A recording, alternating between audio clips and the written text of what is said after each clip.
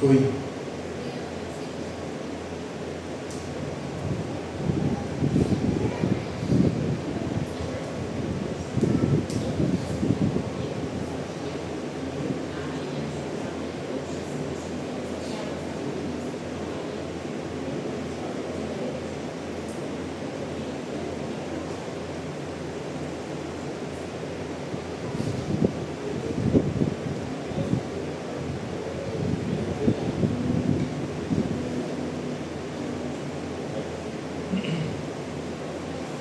Reina o Senhor e regozije-se a terra, alegrem-se as muitas ilhas, nuvens e escuridão rodeiam, justiça e juízo são a base do seu trono. Adiante dele vai um fogo que lhe consome os inimigos em redor, e os relâmpagos alumiam o mundo, a terra os vê e estremece. Amém. Salve os amados irmãos, com a graça e a paz que vem do nosso Senhor e Salvador Jesus Cristo. Amém. Nós louvamos a Deus por mais um dia do Senhor, em que podemos servir a esse Deus de maneira agradável, de maneira cultica, e fazermos isso conforme a sua palavra nos prescreve, nos exorta e nos instrui. E nós nos reunimos nessa noite com o único propósito de adorarmos a Deus. Que você então tenha o seu pensamento firmado neste propósito nessa noite, concentre-se em relação a isso, e juntos possamos adorar ao Senhor na beleza da sua santidade. Vamos iniciar esse culto orando ao nome do Senhor. Quero apenas chamar a atenção para uma coisa. Eu peço que vocês tenham atenção com as crianças, com vocês mesmos, em relação aos nossos corredores, porque estão molhados e escorregadios. Então, muito cuidado no dia de hoje. Bom, feche seus olhos, baixe sua fronte e vamos falar com o nosso Deus. Soberano Deus, eterno, justo, perfeito e bom, louvado e exaltado seja o teu nome para todo o sempre. Tu és Senhor, Deus sobre todas as coisas, Rei dos reis, Senhor dos senhores, digno de toda honra, glória e louvor. A ti são prestadas, Senhor, toda a adoração, especialmente no dia de hoje, dia do Senhor, feira da alma, em que o teu povo se reúne, como nós aqui nos reunimos, para bendizer ao Senhor e para adorá-lo na beleza da sua santidade. E nos achegamos neste lugar, de maneira solene, de maneira pública, como povo do Senhor, reconhecendo a nossa pequenez, reconhecendo a nossa dependência e reconhecendo a necessidade que temos de louvarmos ao Senhor, de adorarmos a Ti, Senhor, como o Senhor deseja ser adorado. Mas diante desta nossa pequenez, sabemos que não fazemos, Senhor, da forma que o Senhor precisa para ser adorado. Sabemos que por nossa incapacidade e inabilidade, tudo aquilo que oferecemos aqui, se dependesse dos nossos méritos, tudo estaria por terra, Senhor, cairia por terra. Portanto, queremos te rogar que no poder do teu Santo Espírito e na mediação de Cristo Jesus, nós possamos aqui orar ao teu nome, ler da tua palavra, Senhor, ofertarmos a ti com o coração grato e aqui ouvirmos como resposta do Senhor a nós a tua voz através da tua palavra pregada, Senhor. Aqui também podemos participar da mesa do Senhor, do qual o Senhor é anfitrião. E em todas essas coisas, sermos edificados e santificados, para que não saiamos daqui da mesma forma que entramos. Se conosco, se apiede de nós, e nos conduza, Senhor. É o que nós te rogamos e pedimos em nome do Senhor Jesus Cristo, nosso Senhor e nosso Salvador. Amém. Abramos as nossas Bíblias no Salmo de número 71.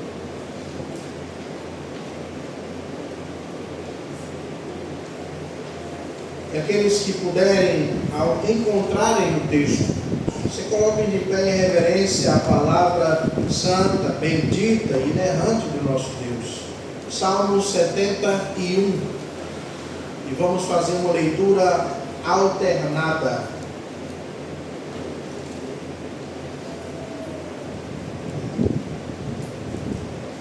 Salmo 71.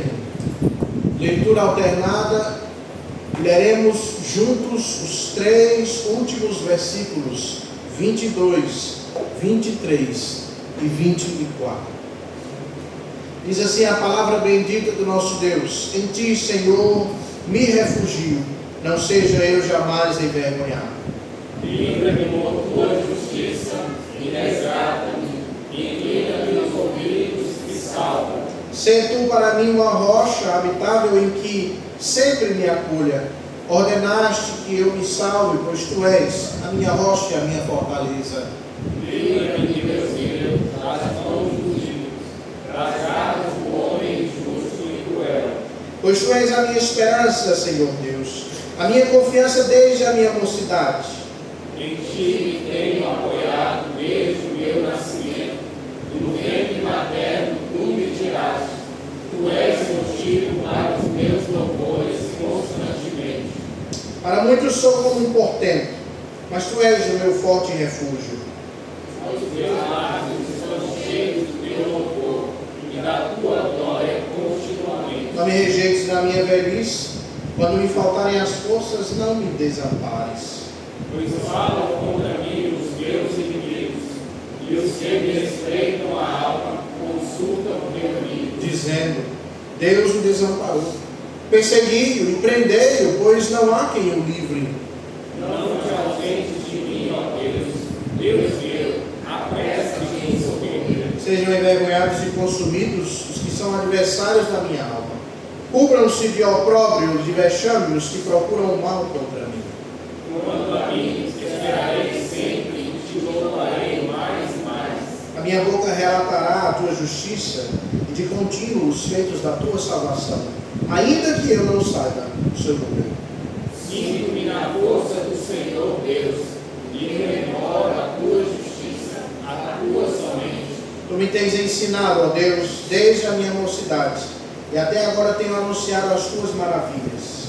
Não me desampares, pois, ó Deus, até a minha velhice me ascanse, até que eu tenha declarado à presente geração a tua força e as vigoras do teu poder. Ora, a tua justiça, ó Deus, se eleva até os céus. Grandes coisas tem feito, ó Deus. Quem é semelhante a ti? Tu que me tens feito ter muitas angústias e males, me restaurarás ainda a vida, e de novo me tirarás dos abismos da terra. Aumenta a minha grandeza, conforta-me novamente. Eu também te louvo com a lira, celebro a tua verdade, ó meu Deus. Cantar-te-ei salmos na harpa, ó Santo de Israel. Os meus lábios exultarão quando eu te salmodiar. Também exultará a minha alma que remiste. Igualmente a minha língua celebrará a tua justiça todo o dia, pois estão envergonhados e confundidos os que procuram o mal contra mim. Amém. Abramos os nossos inários, no hino de número 7, cantemos juntos ao Senhor.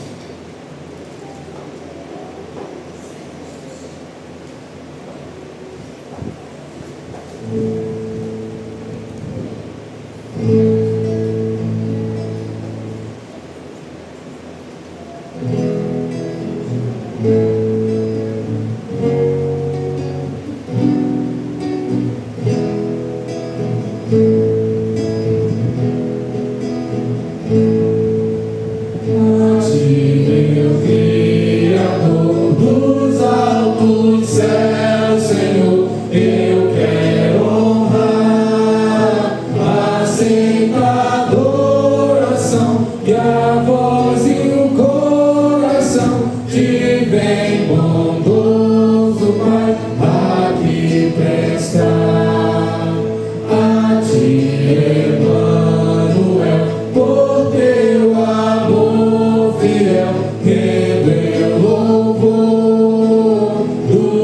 céu trouxeste a luz, por mim sofreste a cruz. Bendito sejas, pois, meu Redentor. A ti, Consolador, divino preceptor, eu louvarei com teu poder sem par. Ó, vem me iluminar, e assim ao teu fulgor eu brilharei. Amém. Descenta. Meus queridos irmãos, nesse momento nós temos culto para estarmos assim confessando os nossos pecados, um momento de confissão e contrição. Recebemos da parte do nosso Deus a instrução que está em Romanos 3, 9, 12 e 23, que ele nos diz que se conclui: temos nós qualquer vantagem? Não, de forma nenhuma, pois já temos demonstrado que todos, tanto judeus quanto gregos, estão debaixo do pecado, como está escrito: não há justo nenhum sequer, não há quem entenda, não há quem busque a Deus. Todos se extraviaram, a um se fizeram inúteis. Não há quem faça o bem, não há nenhum sequer. Amém. Baixamos as nossas cabeças e nesse momento confessaremos os nossos pecados. Em seguida estaremos orando, agradecendo ao nosso Deus, o nosso irmão seminarista Bruno.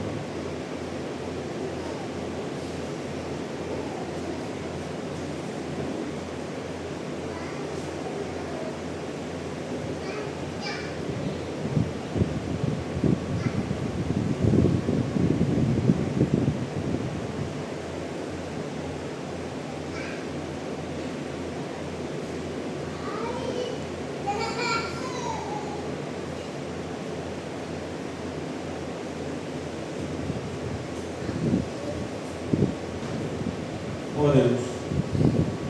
Senhor, Deus de amor, graça e misericórdia, Senhor, Pai de nosso Salvador Jesus Cristo, Ele que veio ao mundo, humildemente, viveu sob a lei, sob o peso, Senhor, de um mundo caído, cheio de pecadores, Senhor, os mais perversos, os mais ímpios, Senhor, andou entre nós e morreu a morte de cruz para que agora pudéssemos estar aqui reunidos a Ti. Sabemos, ó Pai, de todo o caminho que Ele trilhou, de tudo que Ele sofreu, nos é dito, está escrito, ó Pai, mas fato é também que jamais poderemos compreender a profundidade de Teu próprio Filho, Deus contigo, único, morrer a morte de cruz tão grande. A própria morte já é um mistério para nós, Senhor, ainda mais uma morte tão humilhante. Pai Santo, por isso te louvamos, Senhor, porque se não fora tão maravilhoso feito, jamais poderíamos nos achegar a Ti, jamais poderíamos nos aproximar de Ti. E por isso aqui estamos, Senhor, com corações gratos, porque o Senhor nos concede vida e vida em abundância. O Senhor nos concede viver em comunhão. O Senhor nos concede a Tua palavra. O Senhor nos concede trilhar os Teus santos e retos caminhos. O Senhor nos concede, pela Tua palavra, consolo, repreensão, exortação. O Senhor nos concede que sejamos aperfeiçoados, habilitados para toda boa obra. E ainda mais o Senhor nos tem concedido o sustento, dia a dia, todas as vezes, Senhor, tem derramado sobre nós. Pelo que te louvamos, Senhor, e principalmente pelo perdão dos nossos pecados. Senhor, meu Deus, nós, perversos, impuros, pobres, Senhor, inconstantes, ó Deus, mas foi de Tua graça, de Tua maravilhosa vontade, nos chamar, nos eleger para que pudéssemos louvar o Teu nome. Meu Deus, Senhor, Pai, assim te pedimos que nossas vidas sejam como um holocausto, como uma oferta de corpo todo. Que não haja, Senhor, nenhum aspecto de nossas vidas que não seja dedicado a Ti, que não seja devotado ao Senhor. Deus Santo e Eterno, que o nosso comer, o nosso beber, o nosso deitar, o nosso levantar, o nosso vestir, Senhor, até mesmo os nossos pensamentos, ó Pai. Deus Santo e Eterno, até nos momentos de lazer, nas brincadeiras, que tudo, Senhor, façamos para a Tua glória. Amém. Tendo em vista, Senhor, te agradecer e te engrandecer por tudo que Tu tem nos concedido, por tudo que o Senhor fez em nosso favor. Deus Santo e Eterno, em nome de Cristo Teu Filho, te agradecemos e assim também te oramos. Amém. Amém. Meus irmãos, vamos abrir a nossa Bíblia no Salmo 19. Iremos ler os versículos de 1 a 6, todos juntos. Salmo 19, versículos de 1 a 6, vamos ler em uma só voz.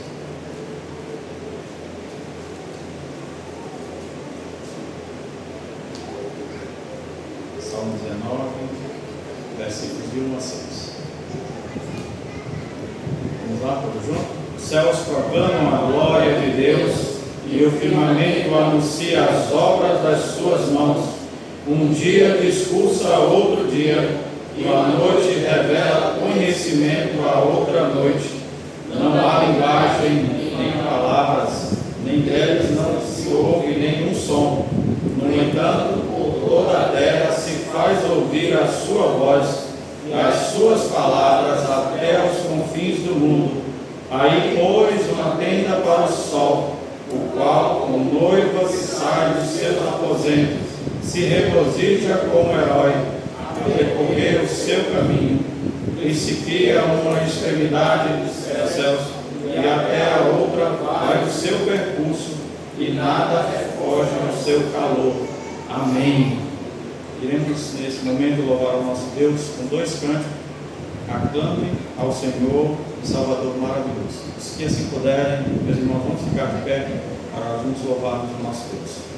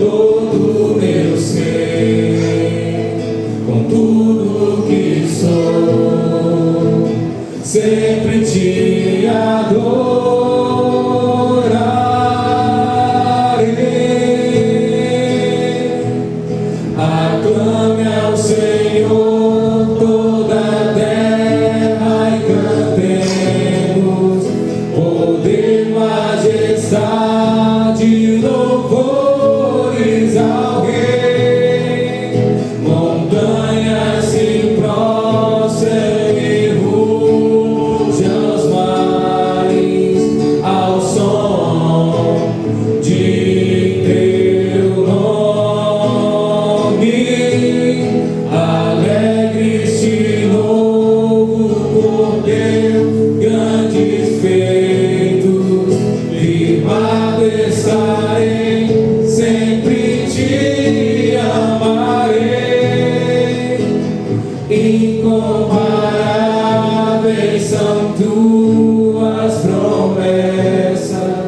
pra mim. Meu Jesus, Salvador, outro igual não há. Todos os dias quero louvar as maravilhas de teu amor. Consolo, abrigo, força e refúgio é o Senhor. Com todo o meu ser, com tudo que sou, sempre te adorarei.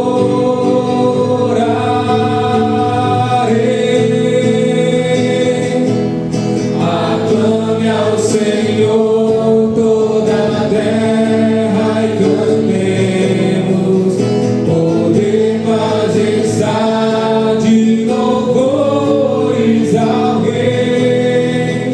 Montanhas se prostrem e rujam os mares ao som de teu nome.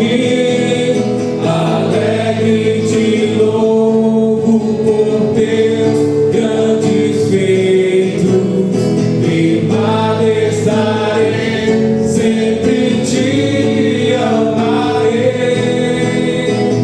Incomparáveis são tuas promessas, incomparáveis são tuas promessas, incomparáveis são tuas promessas pra mim.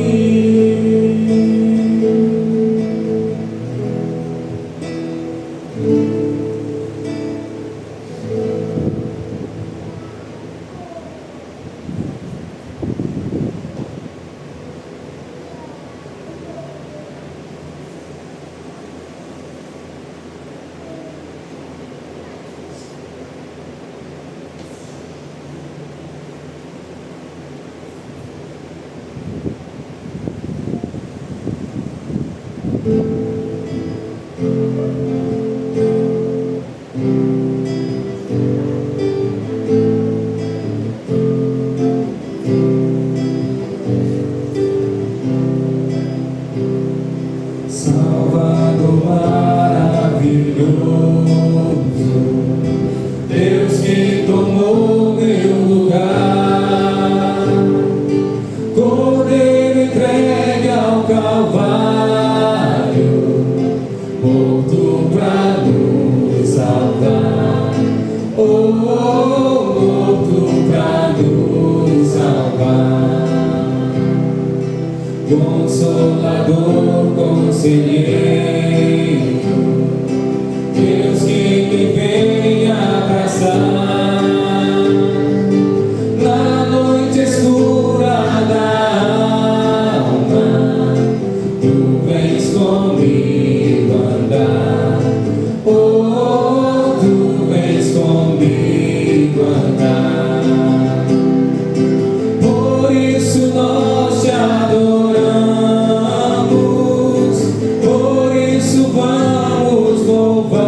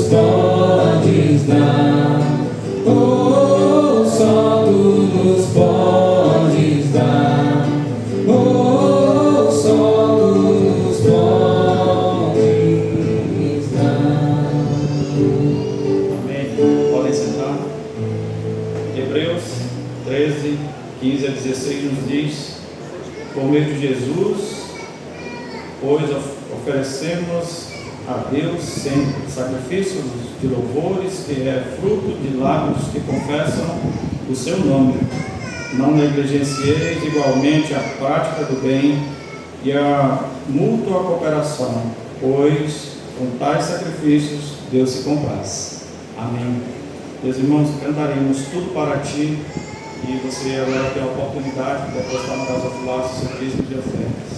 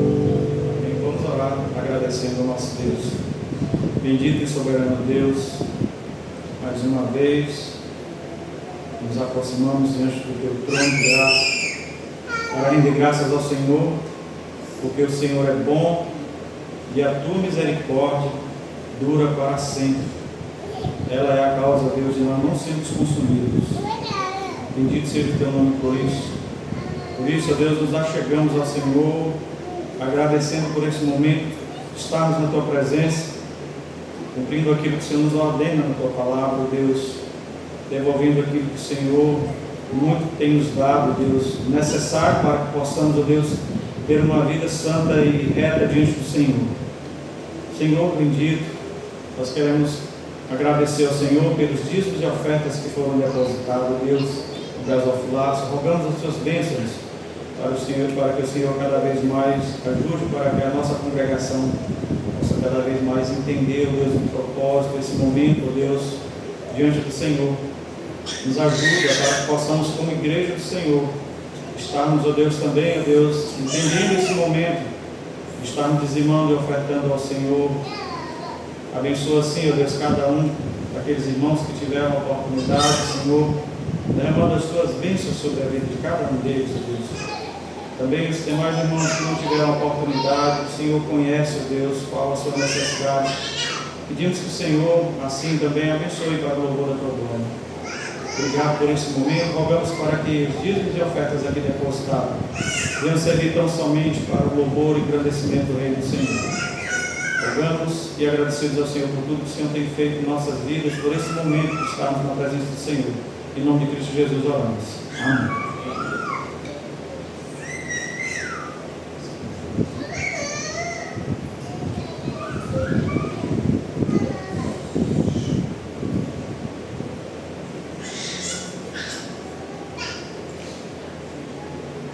Boa noite, santos irmãos. Vamos seguir para a exposição da palavra. Vamos abrir as nossas Bíblias, livro de Atos.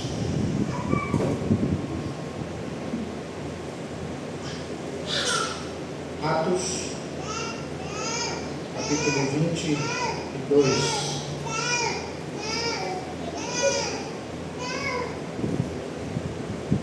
E que te queixa, Josué?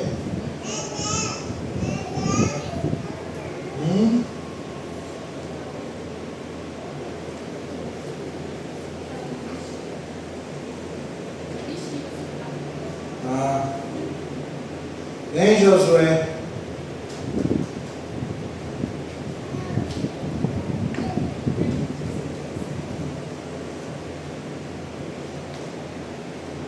Daqui a pouco está falando.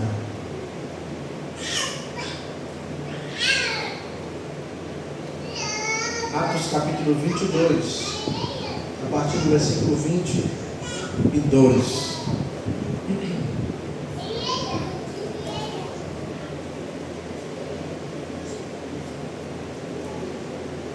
Diz assim o texto, nós vamos até o versículo 29.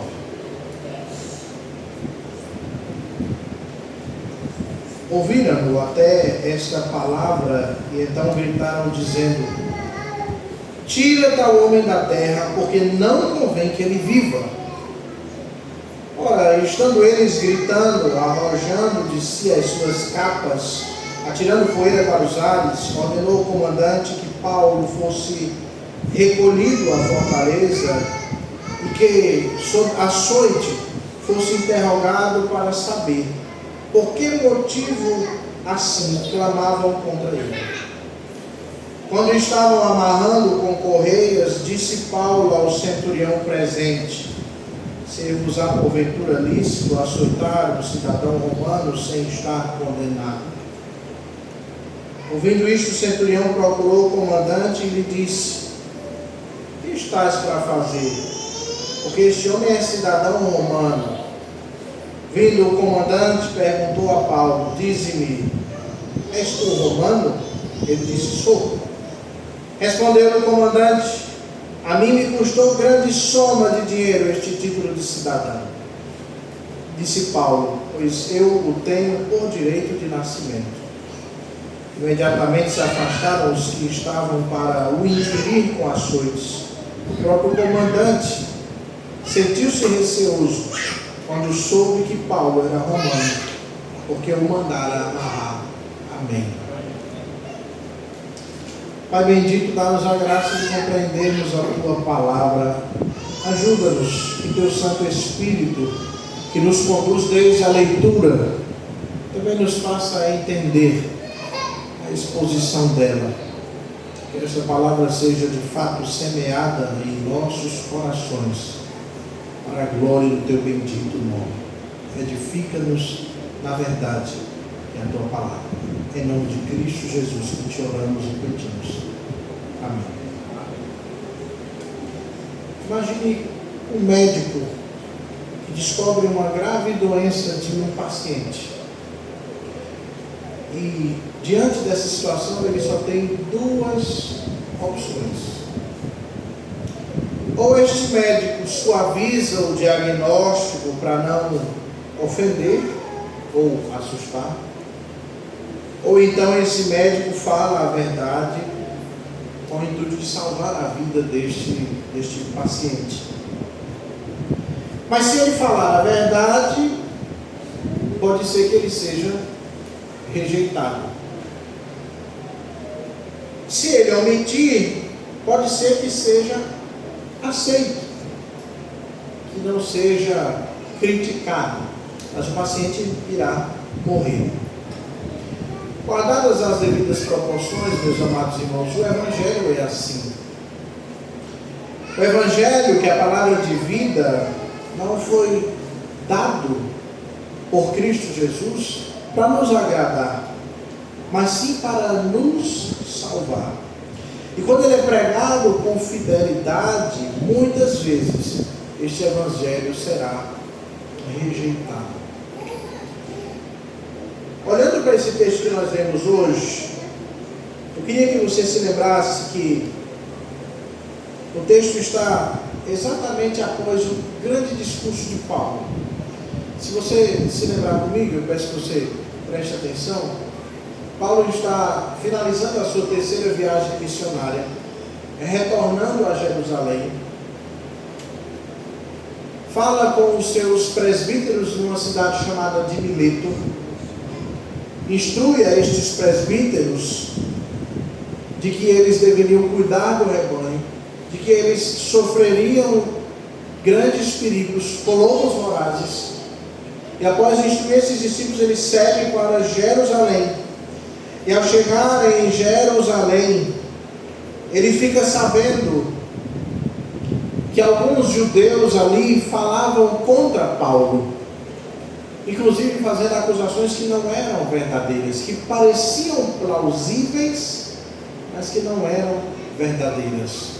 Eles acusavam Paulo de ser contra o povo judeu, de ser contra a lei dos judeus, de ser contra o templo dos judeus, tendo introduzido até gregos no templo e profanado o templo.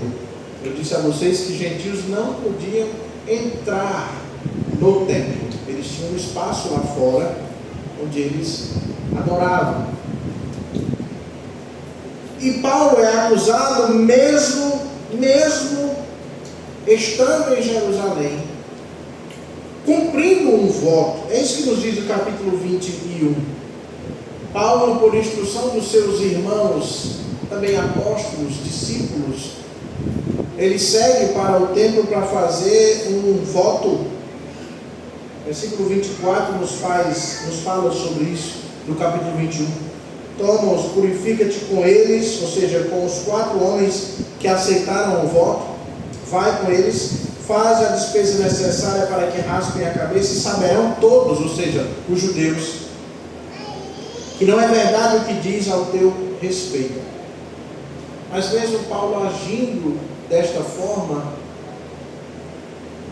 os judeus se levantam contra Paulo, acusam Paulo de coisas que ele não fez, de que parece ter feito, mas ele não fez, de maneira que a situação fica insustentável. E talvez você se lembre disso. Versículo 36 nos mostra que eles estavam muito irritados com Paulo, chegando inclusive a o espancarem.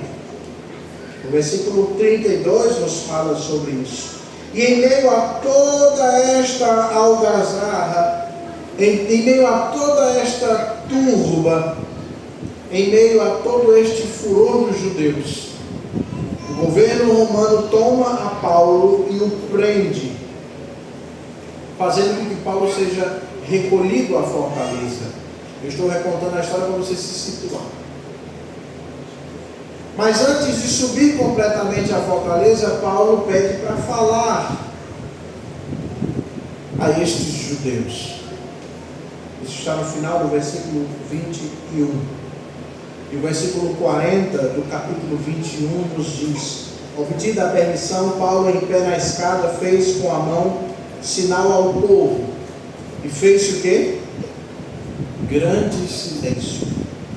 E ele falou em língua hebraica, dizendo, quando eu expus esse texto, eu expliquei a vocês que o povo silenciou quando Paulo levantou a sua mão, mas quando ele falou em língua hebraica, o povo teve mais atenção ainda.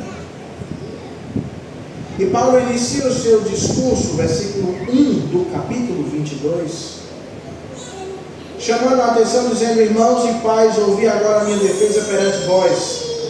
O versículo 2 nos diz: quando ouviram que lhes falava em língua hebraica, guardaram ainda maior silêncio. E Paulo continuou a explicar a este povo que desejava que ele fosse aniquilado, a explicar como Deus havia operado a salvação nele mesmo, no próprio Paulo. Paulo faz uso do seu testemunho para mostrar aos judeus que o judaísmo é ultrapassado.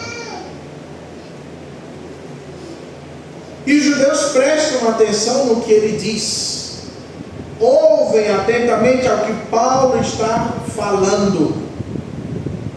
Mas quando nós chegamos no versículo 22, que é a perícope que eu vou expor hoje, o texto nos diz o seguinte, versículo 21 nos diz: mas ele me disse, ele quem? Deus. Você vai se lembrar que Paulo desejava pregar aos judeus, seus irmãos, mas o Senhor disse que ele não iria para os judeus, ele iria para os gentios. Versículo 21 nos diz isso: mas ele, Deus, me disse: vai, porque eu te enviarei para longe, aos gentios. No texto que nós lemos hoje, então, nós daremos prosseguimento a essa história. E crianças, entendam isso. Paulo está tentando explicar aos judeus que Cristo está vivo, que aquele homem que conheciam por Jesus morto naquela época era o Cristo, que ele havia ressuscitado, e que o judaísmo agora havia sido ultrapassado em virtude da vinda do Messias. E como nós sabemos, Jesus Cristo não veio somente para judeus, Jesus Cristo também veio para gentios. Nós passamos por vários textos das viagens missionárias de Paulo, onde gentios receberam o Espírito Santo do Senhor, sem mesmo que os discípulos ou os apóstolos orassem por isso ou impusessem as mãos para isso. Você se lembra da casa de Cornélio, do centurião Cornélio, que Pedro vai até eles, e quando Pedro começa a pregar a palavra, o evangelho, aqueles gentios que ali estavam, Cornélio junto com seus familiares e as pessoas de seu círculo de intimidade, eles recebem o Espírito Santo. Pedro se surpreende com isso e ordena que aquele povo fosse batizado em água. Mas os judeus não estão compreendendo isso e não estão aceitando. Por isso o texto inicia, versículo 22, dizendo: ouviram, ou seja, ouviram Paulo até esta palavra. Que palavra? Até o momento em que Paulo disse: vai, porque eu te enviarei para longe dos gentios. Eles ouviram somente até aí, porque quando Paulo falou em gentios, as coisas, elas tomaram um novo rumo. O discurso de Paulo então é interrompido neste momento, do versículo 22, e começa mais uma vez um tumulto nesta multidão. Mas eu quero chamar a sua atenção hoje para a seguinte proposição, à luz do que eu vou explicar aqui. Deus preserva seus servos quando o evangelho é rejeitado. Nós veremos 4 porquês, de maneira muito breve, de que Deus preserva os seus servos quando o evangelho pregado por estes servos é rejeitado. Que é isso que está acontecendo aqui? O primeiro porquê é porque o evangelho confronta o orgulho humano.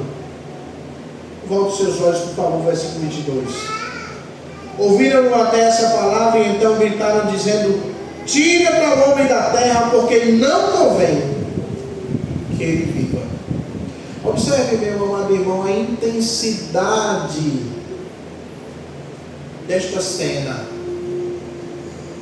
Gritos, roupas lançadas, versículo 23. Ora, estando eles gritando, arrojando de si as suas capas, atiraram poeira para os ares. O que acontece aqui, meus amados irmãos, não é apenas uma discordância, é uma rejeição total a Paulo e ao evangelho ao qual ele está pregando. Mas, escute, por que os judeus expressam esta rejeição às palavras de Paulo?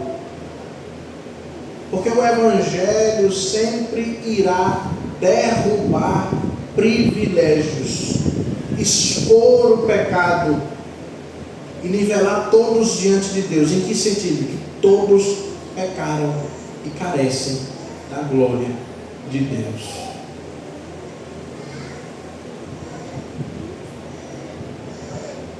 Então escute, o problema aqui é que a exclusividade dos judeus ela foi ferida. E para que você entenda melhor, preste atenção, por favor. O que está acontecendo aqui, quando Paulo diz: Deus me disse que me enviaria para longe, e esse longe é aos gentios, o que Paulo está dizendo aqui é que os pagãos, e eu estou usando essa palavra para que você perceba o que o judeu pensava, é que os pagãos estão recebendo a salvação do Senhor. E mais, eles estão recebendo essa salvação sem necessariamente se tornarem judeus ou judaizantes.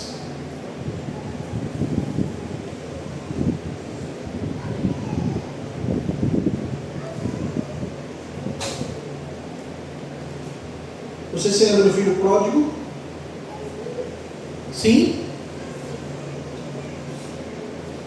A maneira de interpretarmos aquela parábola é que, em certa medida, o filho que fica com seu pai representa os judeus, e o filho pródigo representa os gentios. Os judeus desde sempre aprenderam a lei do Senhor. Desde pequenos, de crianças, como Josué, como Heloísa, eles aprendiam a lei do Senhor. Era assim que eles eram criados. Diferente dos gentios, dos pagãos, que aprendiam, em primeiro lugar, o politeísmo. Aprendiam a adorar outros deuses. Então, quando nós olhamos para a palavra do filho pródigo, nós vemos o quanto aquele filho que permanece com o seu pai, ele rejeita a recepção do filho que é pródigo, do filho que gastou o seu dinheiro em dissolução, do filho que agiu de maneira impensada. Eu estou trazendo essa história à sua memória, para que você compreenda como os judeus pensavam a respeito dos gentios. Eu e você, que não somos descendentes judeus, somos totalmente rejeitados pelos judeus. Porque na cabeça deles, nós somos os irresponsáveis. Nós somos aqueles que viramos as costas para Deus. Nós somos aqueles que gastamos tudo que o nosso Deus podia dar em tolices. E assim precisamos sermos resgatados. Por isso os judeus, eles não aceitavam de forma alguma, alguns judeus, que os gentios, que foram criados sem a lei do Senhor, que eles pudessem serem salvos. Então, quando veio o Evangelho para dizer Deus não faz acepção de pessoas, Deus salva tanto judeu como gentio. Quando veio o Evangelho para confrontar o judeu, dizendo assim como o gentio precisa de salvação, você judeu também precisa de salvação. Isso confrontava o ego destes homens, destes judeus. Então o escândalo aqui, o escândalo para esses judeus,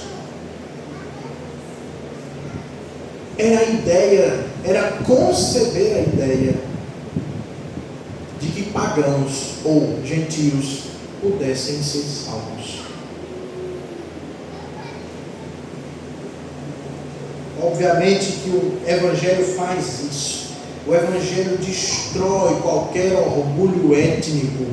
Você lembra das palavras de João Batista, olhando para os fariseus?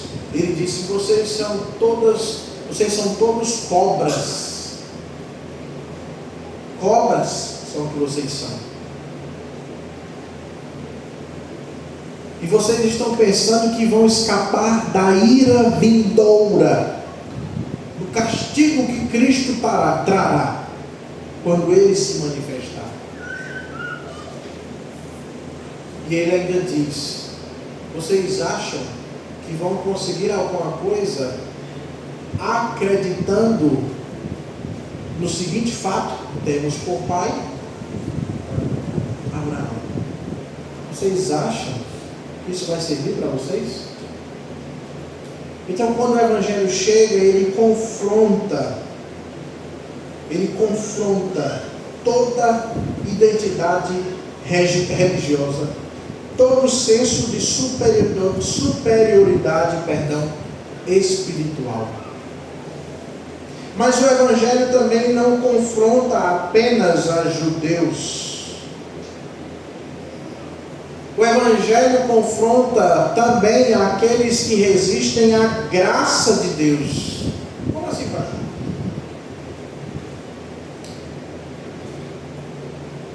Porque nós, às vezes, também somos pessoas que achamos que nós podemos ser salvos. Mas algumas outras pessoas não. Nós achamos às vezes que nós que estamos na igreja, que dizimamos e ofertamos, que participamos dos sacramentos, nós que ajudamos o próximo, nós que lemos a Bíblia todo dia, temos mais merecimento de sermos salvos do que aquele integrante de uma facção, ou aquele estuprador de crianças, de mulheres, do que os ladrões.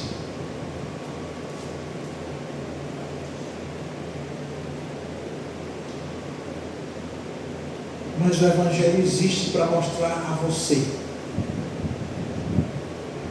que a graça salvadora do nosso Deus alcança a todos aqueles a quem Ele chamar. Sejam aqueles que diante da sociedade são bons, sejam aqueles que diante da sociedade são desprezíveis.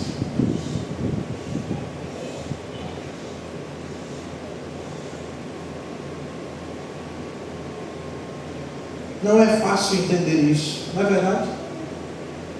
Porque nós temos algo chamado de justiça própria.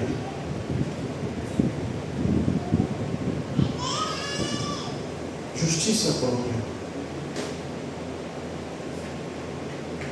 Mas é isso que o Evangelho faz. Ele confronta completamente o orgulho humano, como confrontou os judeus, aqui no texto. Também confronta o orgulho de todos aqueles que não concordam com o que as Escrituras dizem. O Evangelho também confronta aqueles que aceitam algumas coisas da palavra de Deus. Porque esses judeus aceitaram muitas coisas que Paulo disse. Só tinha uma coisa que eles não estavam aceitando.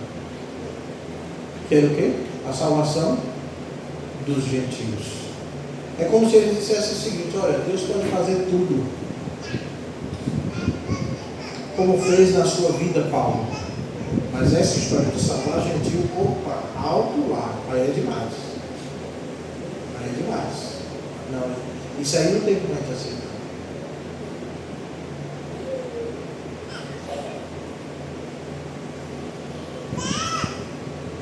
O segundo porquê que nós veremos que Deus preserva seus servos quando o evangelho é rejeitado é porque Deus governa até autoridades que são injustas.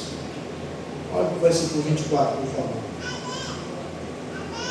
Ordenou o comandante que Paulo fosse recolhido à fortaleza e que, sob açoite, fosse interrogado para saber por que motivo assim clamavam contra ele. Quando estavam amarrando-o com correias, disse Paulo ao centurião presente: escute, o tribuno romano, que é a palavra que está aqui, comandante está traduzido, mas a palavra original é tribuno. O tribuno romano que aqui está, ele não entende a situação. Ele tirou Paulo do meio da multidão, trouxe-o à fortaleza. Paulo diz: espera um pouco, eu posso falar? Pode falar. Paulo faz o seu discurso.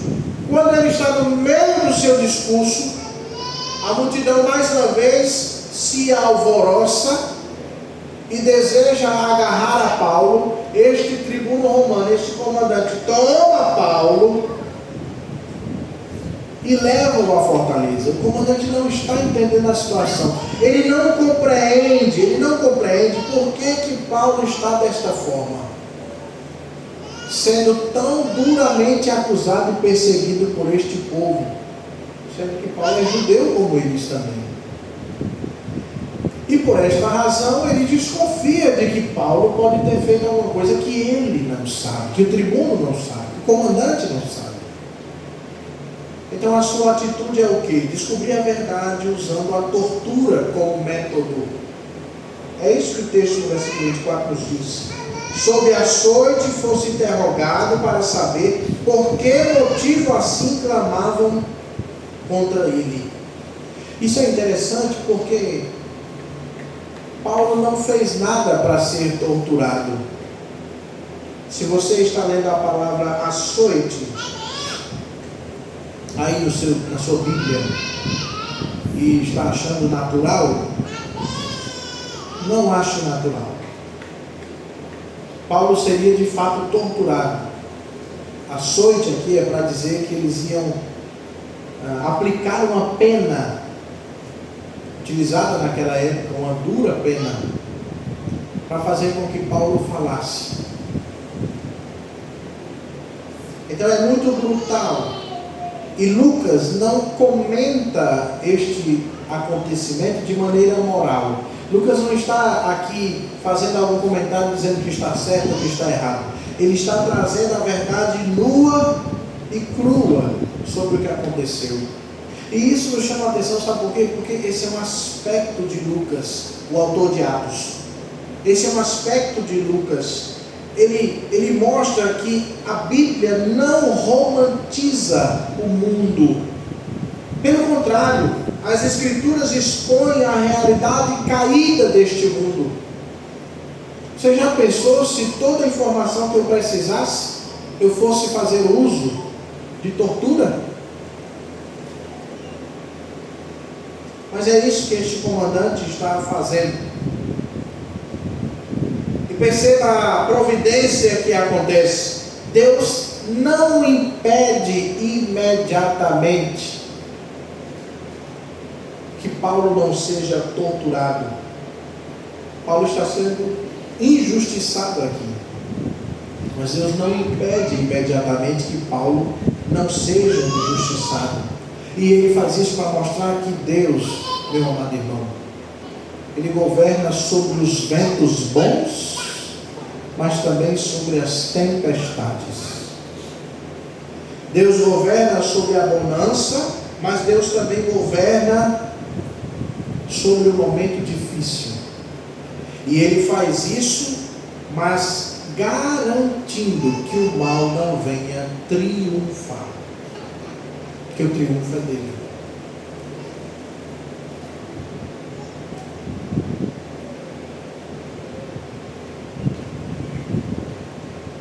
Isso é interessante porque às vezes nós passamos por momentos de injustiça. Injustiça no nosso trabalho, decisões que são arbitrárias, acusações que são injustas. E talvez diante dessas situações nós pensemos: onde está Deus? O povo tem esse costume, né? Onde Deus estava quando eu perdi isso? Quando eu perdi fulano? Quando aconteceu isso? Quando aconteceu aquilo? A resposta é simples: Deus estava no seu trono, governando, como sempre Ele faz. Seu governo é eterno, não tem fim. Agora, Deus governa tanto sobre os ventos bons, como também sobre os ventos ruins. Faz parte da providência dele. O que nos cabe é confiar no Senhor. Você lembra de Abacuque? Estudamos Abacuque aqui. Lembra disso? No capítulo 1, Abacuque se queixa ao Senhor. Porque, pois, toleras os que procedem perfidamente, ou seja, de maneira traiçoeira, e te calas quando o perverso devora aquele que é mais justo do que ele. Abacuque indaga a Deus, porque Deus, sendo santo, tolera a maldade. E Deus responde a Abacuque. Não responde? Responde. Diz a ele que haveria de fazer juízo, um justo e duro juízo, e fez. Deus sabe, Deus vê e Deus age, mas Ele faz isso no tempo certo, no momento exato. Terceiro porquê que nós vemos nesse texto, de que Deus preserva seus servos quando o Evangelho é rejeitado, é porque Deus usa meios legítimos para preservar os seus servos. Veja o que diz o versículo 25. Quando estavam amarrando com correias, disse Paulo ao centurião presente: ser-vos-á porventura lícito açoitar um cidadão romano sem estar condenado? Perceba, meu amado irmão, a genialidade pastoral do apóstolo Paulo. Paulo faz uma pergunta jurídica muito precisa, no momento exato, quando ele diz: será que é lícito? Colocando em outras palavras, será que é lícito a vocês açoitar um cidadão romano sem estar condenado? Será que é lícito aplicar uma pena como esta sem que um cidadão tenha sido julgado? E esta pergunta de Paulo, que é jurídica, ela muda o rumo desta história. Porque no mundo do primeiro século, a cidadania romana era algo muito importante. Um cidadão romano tinha a garantia de não passar por uma tortura sem que houvesse um julgamento. Era um direito legal muito sério e muito respeitado. O cidadão romano tinha o direito de apelar a César. Você lembra o que é apelar? Você recebe uma decisão, um julgamento, e você diz: não, peraí, eu não vou parar aqui, eu vou apelar a outra pessoa, alguém maior. Que é isso que Paulo vai fazer mais adiante. Isso faz parte da cidadania romana. Então, Paulo não está inventando. Quando ele faz essa pergunta, ele a faz porque ele é cidadão romano. Versículo 26. Ouvindo isto, o centurião procurou o comandante e lhe disse: preste atenção, a cena é a seguinte: Paulo está sendo conduzido para dentro da fortaleza vai ser aplicada uma penalidade sobre ele. O comandante é quem vai aplicar esta penalidade com o intuito de arrancar de Paulo o quê? Informações para saber por que Paulo está sendo perseguido. Mas existe ali, naquele ambiente, alguém que está supervisionando aquilo que vai ser feito. Esse alguém era o centurião. Paulo então olha para este centurião, muito provavelmente, e diz, sendo amarrado, Paulo estava sendo puxado para ser amarrado, provavelmente ao tronco, e receber os açoites. Então ele diz, será que é correto aplicar uma penalidade a um cidadão romano sem que ele tenha sido julgado? Ele fala isso para o centurião, que é quem está supervisionando. Aí o centurião olha para o comandante e diz, versículo 26, o que estás para fazer? Ou seja, o que tu vai fazer aí? Porque este homem, Paulo, é cidadão romano. Perceba como o rumo da história está mudando. Versículo 27. Vindo o comandante, perguntou a Paulo, diz-me, és tu romano? E ele disse, sou. O negócio já mudou. Respondeu o comandante, a mim me custou grande soma de dinheiro este título de cidadão. Disse Paulo, pois eu tenho por direito de nascimento. Veja só como a história passa a mudar.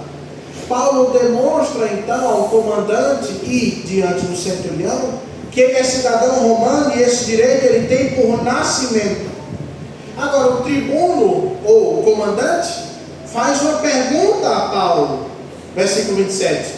Você é romano? Você? E a pergunta deste comandante tem uma suspeita legítima, apesar de não ser uma acusação direta, de dizer, você não é romano? Não. Você é romano? Por que o centurião pensa isso? Por quê? Porque Paulo estava sendo espancado como um criminoso comum pelos judeus. Paulo estava associado a um tumulto religioso e estava aparentemente sem um status visível. Então todas as características desta situação apontavam para que Paulo não fosse um cidadão romano. Não combinava com o cidadão romano. Por isso que este comandante desconfiou. Agora a resposta do comandante é o quê? Versículo 28. A mim me custou grande soma de dinheiro este título de cidadão. No tempo do imperador Cláudio, a cidadania romana podia ser adquirida por meio de pagamento direto, podia ser comprada, ou podia ser subornada, ou podia ser adquirida por favores políticos. E isso era caro, relativamente comum entre oficiais romanos compravam ou subornavam ou recebiam essa cidadania romana pelo serviço prestado. E a cidadania romana era uma forma de ascensão social. O cidadão romano era tratado diferente, como Paulo será tratado diferente. Agora perceba a atitude de Paulo. Paulo estava sendo amarrado, ia ser açoitado, mesmo sem ter sido julgado. Ele era cidadão romano. Mas em nenhum momento Paulo está se vitimizando. Em nenhum momento Paulo está reagindo emocionalmente. E em nenhum momento Paulo está espiritualizando a coisa. Não. Paulo age com muita sabedoria. Paulo age com muita perspicácia. Ele pensa, espera aí, eles querem me castigar? sem eu ter sido julgado? Sem terem me ouvido? Eu estar normal? De jeito nenhum. E aí ele lança aquela pergunta que muda a história. Agora veja que interessante. Como Deus formou Paulo, o apóstolo Paulo. Paulo tinha uma identidade judaica. Lembra que ele disse? Sou judeu de judeus. Meu professor foi quem? Gamaliel. Eu disse aqui para vocês. Ele disse isso no discurso dele. Ou seja, ele entendia a Escritura. Paulo tinha cidadania romana. Ou seja, Paulo tinha liberdade para transitar no mundo gentílico entre os romanos. E Paulo tinha uma formação grega. Tinha total capacidade para comunicar o Evangelho. Mas nada disso é acidental. Isso é providência de Deus. Deus vai chamando o seu povo e capacitando para toda boa obra. E é isso que ele faz na vida de Paulo. O último porquê, então, meus irmãos, de que Deus preserva seus servos quando o Evangelho é rejeitado, é porque a providência de Deus reverte situações impossíveis. O versículo 29 nos diz: imediatamente se afastaram os que estavam para o inquirir com açoites. O próprio comandante sentiu-se receoso quando soube que Paulo era romano, porque o mandara amarrar. Veja como Deus, em sua providência, reverte a situação, muda a situação. A virada do texto acontece em um instante.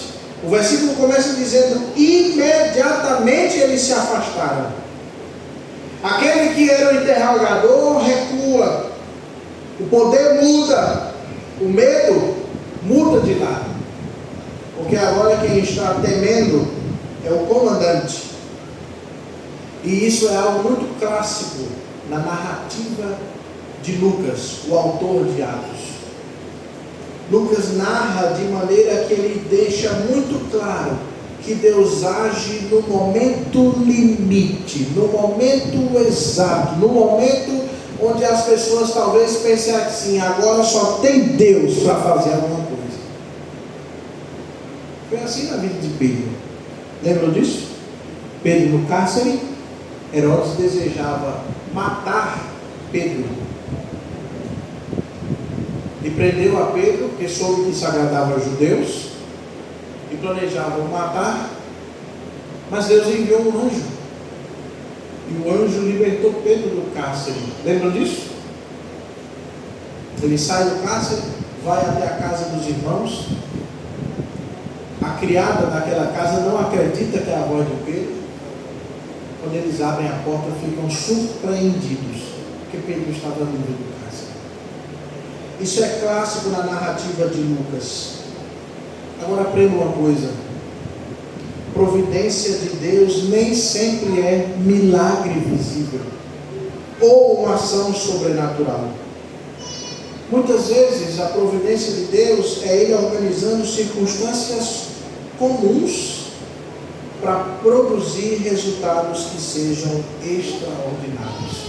E é importante que você saiba, porque talvez você seja alguém que em algum momento já disse: agora não tem jeito, não tem saída, agora acabou. Mas Deus é Deus que vira o cenário, como viu na vida de Paulo, que muda as coisas e que está trabalhando mesmo quando você não vê. Caminhando para a conclusão, meus amados irmãos, esse texto aponta para Cristo Jesus. Cristo Jesus também foi rejeitado. João capítulo 1, versículo 11 nos diz que ele veio para os seus e os seus não receberam. Mas existe uma diferença muito profunda. Paulo foi rejeitado neste texto aqui, mas até o momento foi preservado. Cristo não.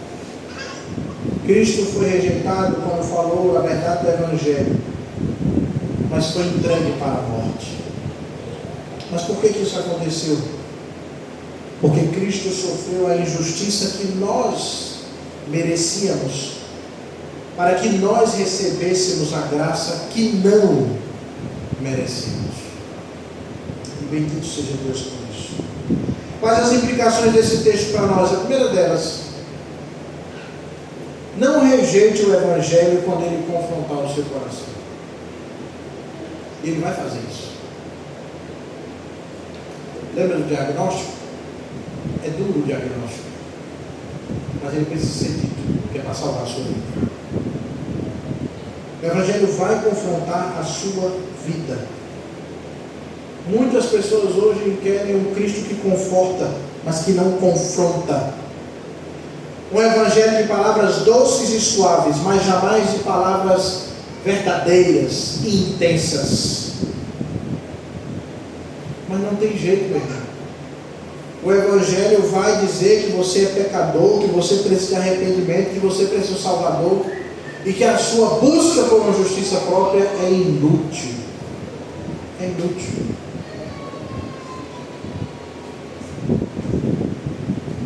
Por isso, examine suas reações à palavra quando ela é pregada, ou quando ela é lida para você. E quando ela confrontar, não resista. Se renda. Mas pastor, eu gosto de ler a Bíblia, eu acredito que eu não sou alguém que rejeita o Evangelho. Nós vamos saber disso quando o Evangelho confrontar o seu ídolo, o seu coração. Enquanto a palavra tem sido pregada e tudo aquilo que tem sido dito é algo que você consegue mudar, é algo tranquilo, está tudo bem. Mas quando a palavra de Deus, quando o Evangelho, quando a verdade, ela for de encontro àquilo que está no seu coração, água, irmão, aí nós vamos saber de fato se você rejeita ou não o Evangelho. O Evangelho que fere é o mesmo Evangelho que cura, e nós precisamos nos lembrar disso. Segunda implicação para nós: confie na soberania de Deus, mesmo em meio à injustiça. Porque você pode estar vivendo isso: injustiça no trabalho, incompreensão na sua família, ou uma perseguição silenciosa de alguma maneira por causa da sua fé. Mas eu lhe digo, não responda com amargura, não responda de maneira impensada, ore por sabedoria antes de reagir a estas coisas. Confie de que Deus está agindo, mesmo que você não esteja vendo com os seus olhos. Lembre-se da palavra de Deus que nos diz em Romanos capítulo 8, versículo 28, sabemos que todas as coisas cooperam para o bem daqueles que amam a Deus, daqueles que são chamados segundo o seu propósito. Então confie na soberania de Deus, mesmo em meio à injustiça, porque Deus nunca perde o controle da história.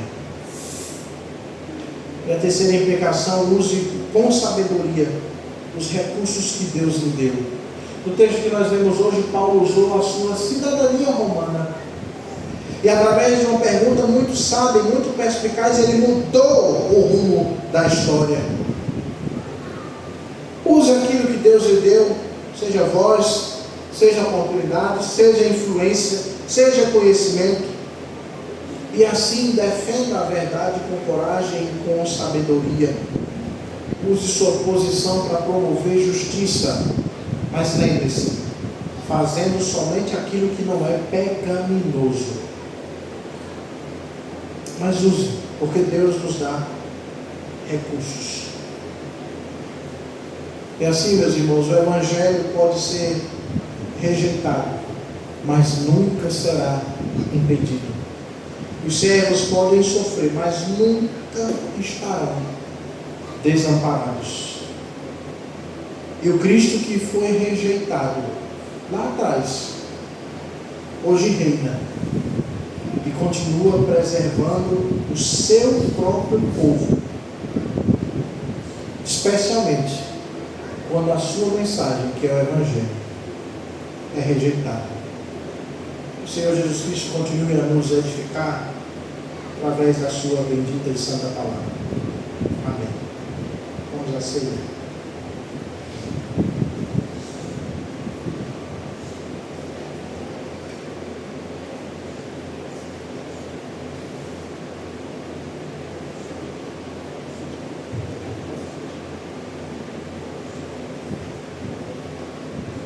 Vamos,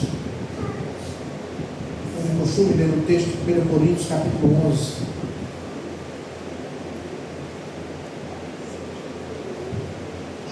Coríntios 11, a partir do versículo 23.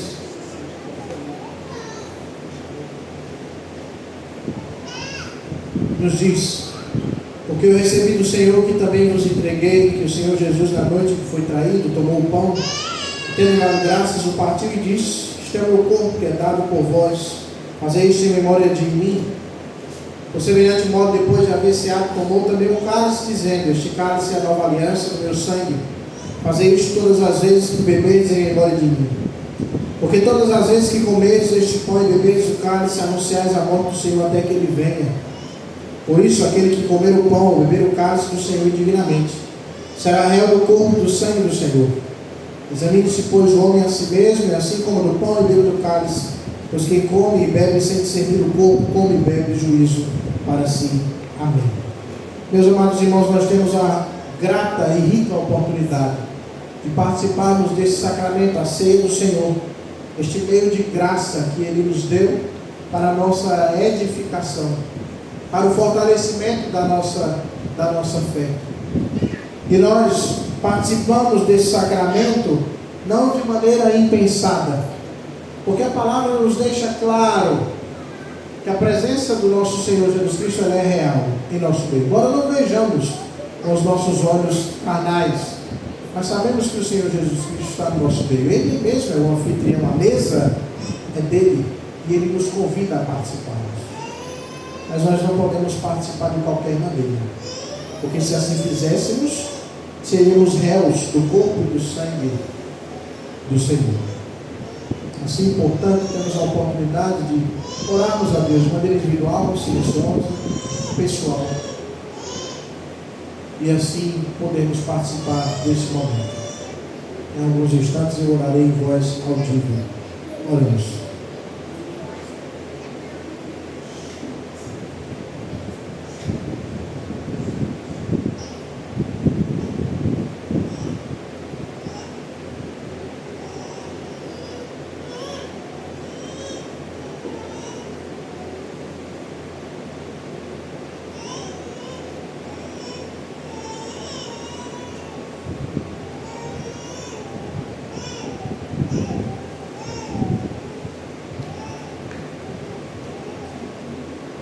Senhor nosso Deus, louvado seja o Teu nome.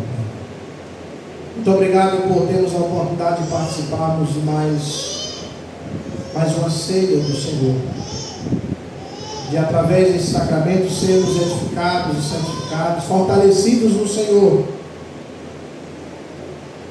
Mas diante do Senhor te rogamos que o Senhor tenha misericórdia de nós e se apiede de nós. Porque não podemos participar, Senhor, deste momento, confiados em nossos méritos, porque não temos qualquer mérito.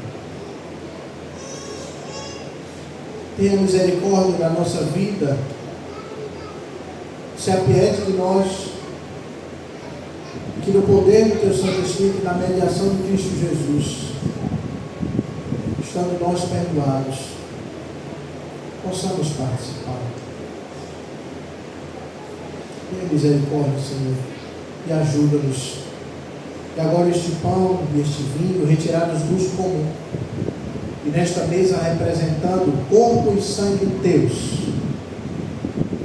que ao comermos este pão e bebermos deste cálice, não só anunciemos a morte do Senhor até que o Senhor venha, mas também celebremos a nossa união com o Senhor. E como o Senhor nos resgatou, nos comprou, nos redimiu, e nos deu vida e vida em abundância. Em nome de Cristo Jesus que te oramos. Amém. Como eu disse, essa é a mesa do Senhor, não é a mesa da igreja presbiteriana. Se você é batizado, professou a sua fé, pertence à igreja genuinamente evangélica, você não somente pode, mas deve participar desse momento. Peço que aqueles que irão participar fiquem de pé, recebam o primeiro elemento e aguardem para que juntos seremos.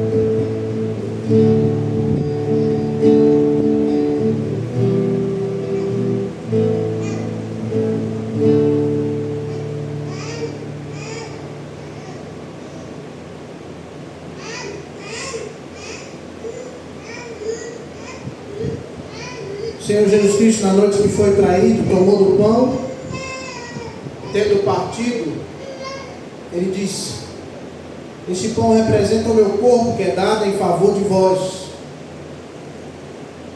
E nos instruiu a que nós, como povo do Senhor, juntos seremos. Assim, como povo do Senhor, juntos comamos o pão.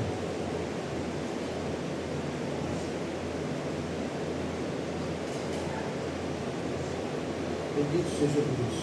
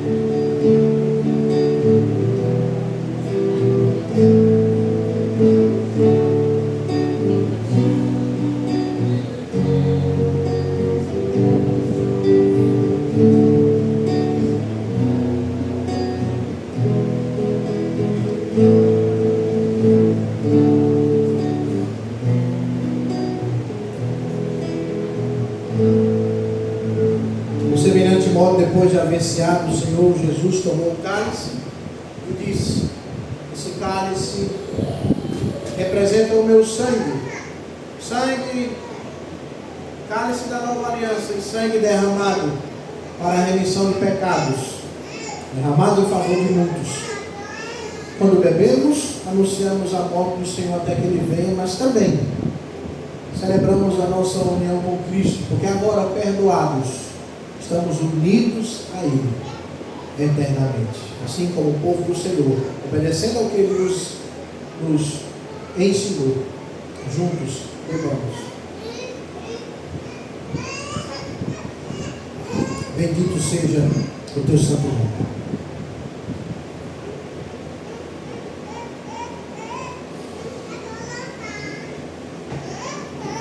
Os irmãos podem sentar-se. Iremos cantar mais um hino, o hino de número 6, Doxologia.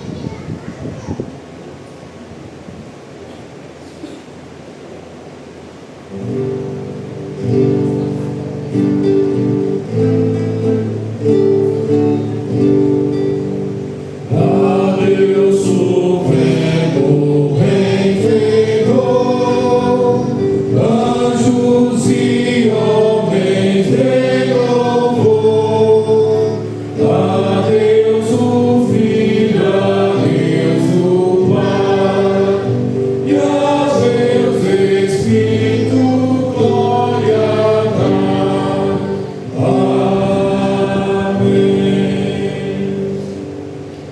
irmãos, iremos ler nesse momento, todos juntos, a pergunta de número 7 do nosso catecismo.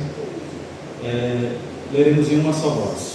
Vamos lá, pergunta: que são os decretos de Deus?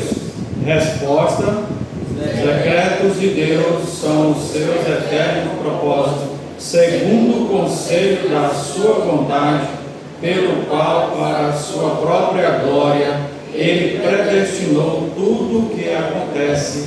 Amém. Bendito seja Deus.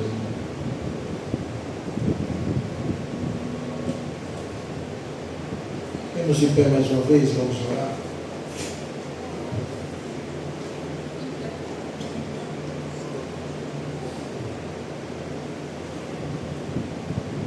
Bendito Deus, santo é o teu nome.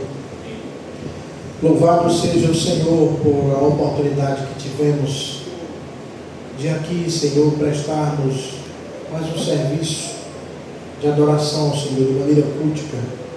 Nos alegramos, Senhor, nisso.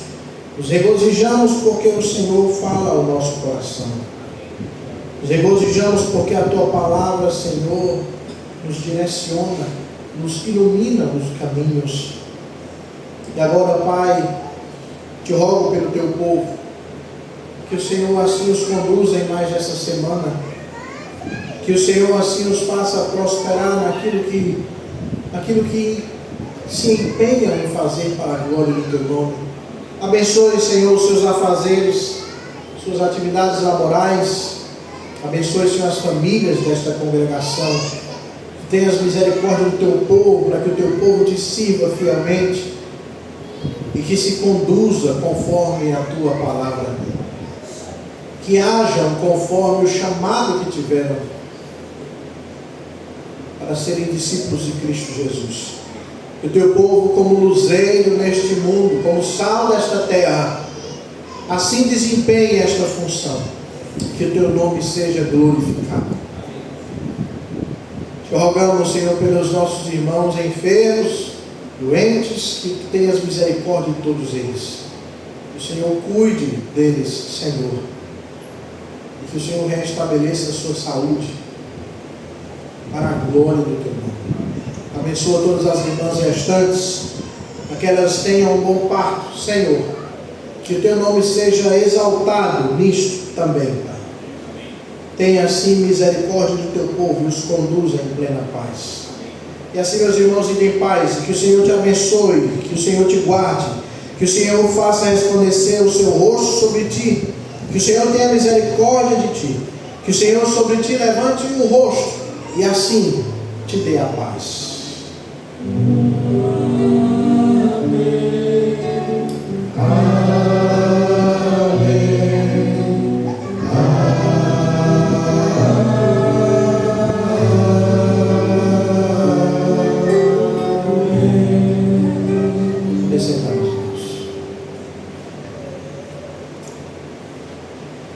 Quero louvar a Deus pela vida daqueles que nos visitam. Presbítero Paulo, nosso amigo, como de costume, mas hoje eu venho com a Brenda. Bendito seja Deus pela vida dela, viu? Seja sempre bem-vinda, Brenda. Hoje ela disse: eu vou com o senhor, foi? Pois pronto, vamos servir a Deus juntos. Deus seja louvado por isso. Nossos avisos: quarta-feira, nossa reunião de oração às 7 horas, 19 horas. Exposição do livro de Neemias. Você reserve tempo para que você possa participar. Domingo, a nossa escola dominical, às 9 horas da manhã, e culto solene, às 18h30. Lembrando aos irmãos da programação do Safejão, no dia 21, terça-feira. Tem um horário? Não lembro. Onde tem horário? A partir das 9 horas da manhã. Lá o Safejão com a nona SAF empreendedora. Já tenho avisado os irmãos, aqueles que desejarem vender alguma coisa, se programem para que vocês possam vender lá. O ingresso é R$30. Com esse valor você almoça lá, feijoada ou achei estrogonofe, né? Outra opção. Ou é feijoada ou estrogonofe. Nosso irmão Eliseu está com esses ingressos. Se programe para participar, meu irmão. Se programe.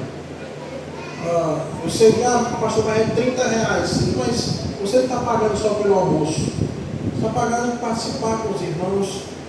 Uns dão caronas para os outros. Passar uma manhã lá, uma manhã de lazer com os demais irmãos. Em comunhão. É muito bom. É um evento muito bom. Você se programa para participar. Tá bom? Tem mais algum aviso? Ontem programação da UMP, muito bom, né? Infelizmente eu queria muito ter ido, eu disse que ia, mas eu precisava entregar um projeto do mestrado e só tinha até segunda-feira, então eu optei por entregar ontem mesmo, porque ia entrar o domingo, mas foi muito bom, não foi? Bendito seja Deus. Na próxima, se Deus me permitir, eu com certeza irei. Sábado também reunião, não foi? Participou não? Entendi. Mas já recebi a lista lá dos ingredientes para o aniversário, né? Nosso aniversário dia 26. Hã? Próximo sábado, isso mesmo, aniversário. Vou inclusive postar tem que fazer a arte. Fazer a arte para postar. Tá bom? Que Deus então nos abençoe com oração silenciosa. Nós estamos despedidos do nosso momento comum.